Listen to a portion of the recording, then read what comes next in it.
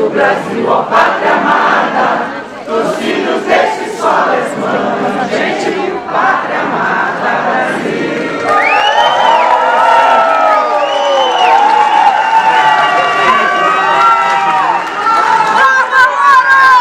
Irmãos, cidadãos e cidadã brasileira, estamos juntos, fazendo o nosso papel, apoiando o juiz Sérgio Moro contra toda essa bandidagem que está aí no poder do nosso país.